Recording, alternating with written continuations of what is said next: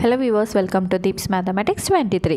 So இந்த வீடியோவில் நம்ம 9th standard lesson 2 economicsல தாங்க நம்ம பார்க்க போகிறோம். அதாவது பொருளாதாரத்தில் இருக்கக்கூடிய 9ஆம் வகுப்பு 2வது பாடம் தான் நம்ம இன்னைக்கு படித்து தெரிஞ்சுக்க போகிறோம். ஸோ தலைப்பு என்னன்னு பார்த்தீங்கன்னா இந்தியா மற்றும் தமிழ்நாட்டில் வேலைவாய்ப்பு. ஸோ இப்போ இருக்கக்கூடிய காலகட்டத்தில் நமக்கு பேசிக் நீட் அப்படிங்கிறது உணவு, உடை, இருப்பிடம். அதில் 4ஆவதாக ஒரு விஷயம் என்ன இருக்குதுன்னு பார்த்தீங்கன்னா வேலைவாய்ப்பு. சரிங்களா? ஸோ இப்போ அந்த உணவு, உடை, இருப்பிடம் வேணும்னாலே நமக்கு ப்ரையாரிட்டியாக ஒரு வேலை இருந்தால் மட்டும்தான் இதெல்லாம் முடியும் அப்படிங்கிற ரேஞ்சுக்கு நமக்கு வந்துருச்சு இல்லைங்களா? ஸோ அந்த லிஸ்ட்டில் அடிப்படை தேவைகளில் இப்போ எதையும் வந்து ஆட் பண்ணிட்டாங்க, வேலைவாய்ப்பு அப்படிங்கிற ஒரு விஷயத்தையும் ஆட் பண்ணியாச்சு. ஸோ இப்போ இந்த வேலைவாய்ப்பை பற்றி தான் நம்ம என்ன பண்ண போகிறோம், இந்த பாடம் முழுக்க நம்ம தெரிஞ்சுக்க போகிறோம். ஸோ ரொம்பவே சிம்பிளான பாடம், வெறும் ஒரு 3 பேஜ் தான் இருக்கும், ஈஸியாக நம்ம கம்ப்ளீட் பண்ணிடலாம். சரி, இப்போ வந்து பார்த்திங்கன்னா வேலை செய்கிற தொழிலாளர்களை என்னன்னு சொல்லுவாங்க அப்படின்னா ஊழியர்கள் அப்படின்னு வந்து சொல்லுவாங்க. சரிங்களா? அந்த ஊழியர்களை வேலைக்கு அமர்த்துறவங்க என்னன்னு சொல்லுவாங்க, பணி அமர்த்துவோர் அப்படின்னு வந்து சொல்லுவாங்க. சரிங்களா? சரி, இப்போ அந்த உழைப்பாளர் குழு இருக்காங்க இல்லைங்களா? ஸோ மேக்ஸிமம் எந்த வயசுலேருந்து எந்த வயசு வரைக்கும் கணக்கில் கொண்டு வராங்க அப்படின்னா 15 வயசுலேருந்து 60 வயசு வரைக்கும் இருக்கக்கூடிய மனிதர்களை மட்டும் தான் என்ன பண்ணுறாங்க, உழைப்பாளர் குழுவில் வந்து சேர்த்துக்கிறாங்க. சரிங்களா? 15 வயசுக்கு முன்னாடியே, அதாவது 14 வயசுக்குள்ளே இருக்க பசங்க வேலைக்கு வராங்க அப்படின்னா அவங்க வந்து குழந்தைகள், அவங்க வந்து உழைப்பாளர் குழுவில் அவங்களால சேர முடியாது, அவங்க யார், குழந்தைகள். இதே 60 வயசை தாண்டிட்டாங்க அப்படின்னா அவங்களால ஒரு மேன் பவரை கொடுத்து வேலை செய்ய முடியாது. அப்படிங்கிறனால அவங்க எல்லாரையும் என்ன பண்ணுறாங்க, இக்னோர் பண்ணுறாங்க. ஓகேங்களா? அப்போது லிஸ்ட்டில் வந்து என்ன பண்ணுறாங்க, 15லேருந்து 60 வயசுக்குள்ளே இருக்கிறவங்கள மட்டும்தான் என்னவா தேர்ந்தெடுக்கிறாங்க, உழைப்பாளர் குழுவில் கணக்கெடுத்துக்கிறாங்க. சரிங்களா? ஸோ 14 வயசுக்குள்ளே இருக்கவங்கள குழந்தைகள்னும் 60 வயசுக்கு மேலே ஆயிடுச்சுன்னா அவங்களால வந்து செய்ய முடியாது, உடல் உழைப்பு அதிகமாக கொடுக்க முடியாதுன்னு சொல்லிட்டு ஆட்டோமேட்டிக்காக வேலையும் கொடுக்க மாட்டாங்க. ஸோ இக்னோர் பண்ணிடுவாங்க. சரி, இப்போ அடுத்து இந்தியாவில் வேலைவாய்ப்பு அமைப்பு. ஸோ இந்த அமைப்பு எப்படி இருக்குன்னா மொத்தமாக 3 பிரிவுகளாக இருக்குது. இது ஆல்ரெடி நமக்கு தெரிஞ்சது தான். முதன்மை துறை, 2ஆம் துறை, 3ஆம் துறைன்னு சொல்லிட்டு. முதன்மை துறையை வந்து என்னென்னு சொல்லலாம், வேளாண் துறைன்னு சொல்லலாம். 2ஆம் துறையை நம்ம என்னென்னு சொல்லலாம், தொழில்துறைன்னு சொல்லலாம். 3ஆம் துறையை சேவை துறைன்னு வந்து சொல்லலாம். இது ஆல்ரெடி நம்ம 6th படிச்சுக்கிட்டே இருக்கக்கூடிய ஒரு விஷயம் தான் இல்லைங்களா? ஸோ இது எல்லாமே தான் வந்து நம்மளோட இந்தியாவில் வந்து இருக்குது. இதை பேஸ் பண்ணி தான் வேலைவாய்ப்புகளும் நமக்கு இருக்குது. சரி, இப்போ இந்தியா போல் ஒரு வளரும் நாடுகளில், இந்தியா வந்து என்னங்க டெவலப்பிங் கண்ட்ரி, வளர்ந்து வந்துட்டு இருக்கக்கூடிய ஒரு நாடு தானே. ஸோ நம்மளை மாதிரி இருக்கக்கூடிய நாடுகளில் வந்து பார்த்திங்க அப்படின்னா பெரும்பாலும் இந்த முதன்மை தொழில் இருக்குது இல்லைங்களா, இந்த வேளாண்மை இந்த மாதிரி விஷயங்கள் இருக்குது இல்லைங்களா, ஸோ அதை பேஸ் பண்ணவங்க தான் இருப்பாங்க. ஸோ ஆல்ரெடி டெவலப்டு ஆன கண்ட்ரீஸில் வந்து பார்த்திங்க அப்படின்னா இந்த சேவை துறையில் தான் அதிகமான ஆட்கள் வந்து வேலை பார்ப்பாங்க. ஓகேங்களா? ஸோ டெவலப்பிங் கண்ட்ரிஸ், வளர்ந்து வந்துட்டு இருக்கக்கூடிய நாடுகளில் முதன்மை தொழிலில் தான் பெரும் பங்கான நபர்கள் வந்து வேலை பார்ப்பாங்க. டெவலப்டு கண்ட்ரீஸ்லலாம் பார்த்திங்க அப்படின்னா அந்த சேவைத்துறை 3ஆவது துறை இருக்குது இல்லைங்களா, அங்கே தான் வந்து அதிகமாக ஆட்கள் வேலை பார்ப்பாங்க அப்படின்னு வந்து சொல்லியிருக்காங்க. ஸோ அடுத்தது வந்து ரொம்ப ஒரு முக்கியமான ஒரு பாயிண்ட் வந்து நம்ம பார்க்க போகிறோம். இடைக்கால வரலாற்று காலத்தில் இந்தியாவின் டெல்லி சுல்தான், ஓகேங்களா, ஃபெரோஸ் ஷா அப்படிங்கிறவர் தான் என்ன பண்ணியிருக்காருன்னா வேலை வாய்ப்பில் இருக்கக்கூடிய சிக்கலை தீர்க்கிறதுக்காக வேலைவாய்ப்பு அலுவலகம் அப்படின்னு வந்து ஒரு ஆஃபீஸை வந்து என்ன பண்ணியிருக்காரு, ஓப்பன் பண்ணியிருக்காரு. ஸோ இதை யார் பண்ணாங்கன்னா ஃபெரோஸ் ஷா துக்ளக் அப்படிங்கிறவர் தான் பண்ணியிருக்காரு. அவர் எந்த வம்சாவளி, டெல்லி சுல்தானில் இருந்தவர். ஓகேவா? அது ரொம்ப ரொம்ப ரொம்ப ரொம்ப முக்கியமான ஒரு பாயிண்ட்.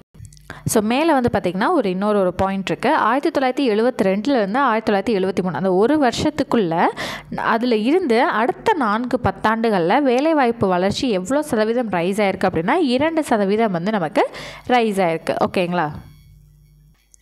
ஓகே, அடுத்து வந்து போயிடுவோமா? ஸோ இது வந்து பார்த்திங்கன்னா ஒழுங்கமைக்கப்பட்ட துறைகள். ஸோ ஒழுங்கமைக்கப்பட்ட துறைகள்னால் வேறு ஒன்றுமே இல்லைங்க, ப்ராப்பராக எல்லாமே நடக்கும். இப்போ வந்து ஒர்க்கிங் டைம் வந்து ஒரு 8 மணி நேரம், இவ்வளோ நேரத்துலேருந்து இவ்வளோ நேரம் தான் நீங்கள் வேலை பார்க்கணுன்னா கரெக்டாக அது இருக்கும்.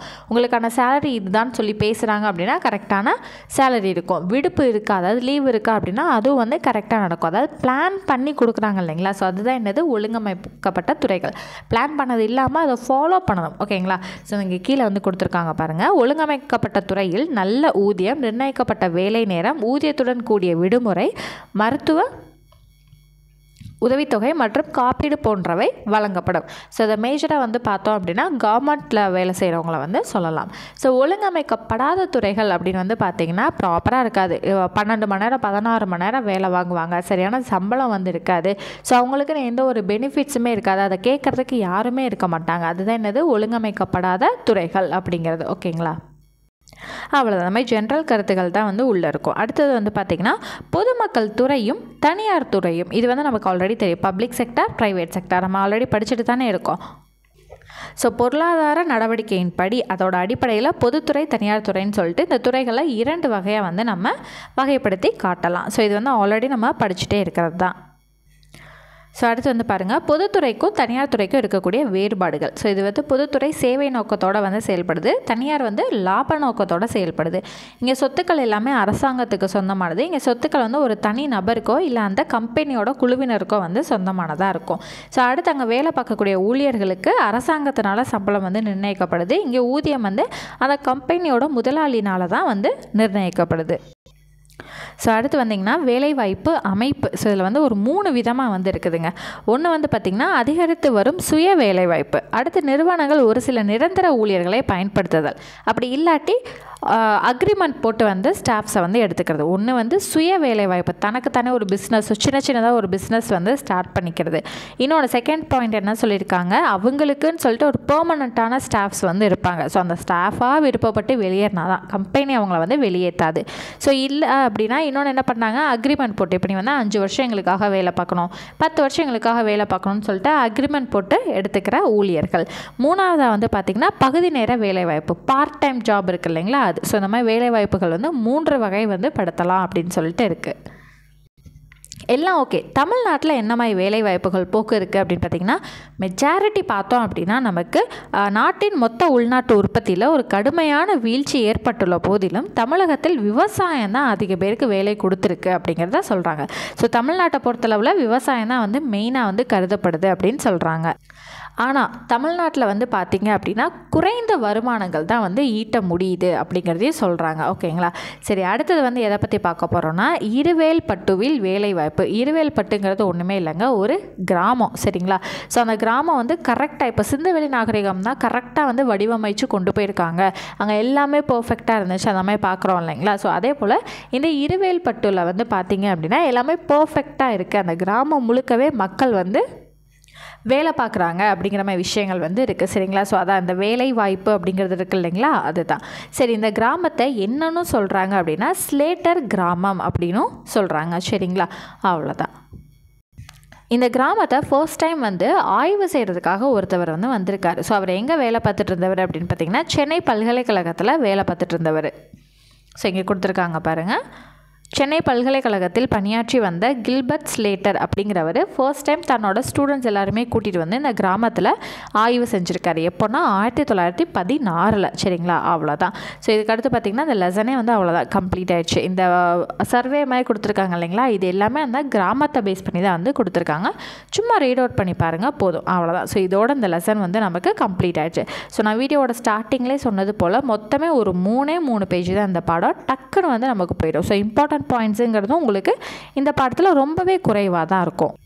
ஒரு 6லேருந்து 7 பாயிண்ட் அவ்வளோதான். மற்றபடி இந்த பொதுத்துறை, சேவைத்துறை, தனியார் துறை, அந்த பிரைமரி செக்டார், செகண்டரி, அதாவது முதன்மை துறை, 2ஆம் துறை, 3ஆம் துறை, இது எல்லாமே சின்ன கிளாஸ்லேருந்து நம்ம படிச்சுட்டே இருக்காதான். அதை தாண்டி வேறு என்ன பார்த்தோம், ஒழுங்கமைக்கப்பட்ட துறைனா என்ன, ஒழுங்கமைக்கப்படாத துறைனா என்னங்கிறத மட்டும் பார்த்தோம், அவ்வளோதான். அடுத்து வந்து என்ன பார்த்தோம், ஒரு இம்பார்ட்டண்ட்டான பாயிண்ட் வந்து இருவேல்பட்டு வேலைவாய்ப்பு அப்படிங்கிறத ஒன்று பார்த்தோம். இன்னொன்று வந்து சுல்தான், அந்த டெல்லி சுல்தான் ஃபெரோஷா துக்ளக் வந்து வேலைவாய்ப்பு அலுவலகத்தை வந்து அமைத்தார். அவர் தான் வந்து அந்த டெல்லி சுல்தான் அப்படிங்கிறத நம்ம தெரிஞ்சுக்கிட்டோம், அவ்வளோதான். ஸோ பார்க்கும்போது மொத்தமே ஒரு 4 பாயிண்ட்டாக 5 பாயிண்ட்டாக தான் இம்பார்ட்டண்ட்டாக இருக்குது. ஸோ அடுத்த கிளாஸில் 9th ஸ்டாண்டர்ட் எக்கனாமிக்ஸில் இருக்கக்கூடிய 3வது பாடத்தில் நான் உங்களை மீட் பண்ணுறேன். ஸோ உங்களுக்கும் நம்மளோட Tamil batch, maths batch, GS பேட்ச்லலாம் ஜாயின் பண்ணணுங்கிற இன்ட்ரெஸ்ட் இருந்துச்சு அப்படின்னா டிஸ்கிரிப்ஷனில் இருக்கக்கூடிய வாட்ஸ்அப் நம்பர் எடுத்து டெக்ஸ்ட் பண்ணி டீட்டெயில்ஸ் கேட்டு நீங்களும் தாராளமாக ஜாயின் பண்ணிக்கலாம். ஸோ நெக்ஸ்ட் கிளாஸில் மீட் பண்ணுறேன். தேங்க்யூ.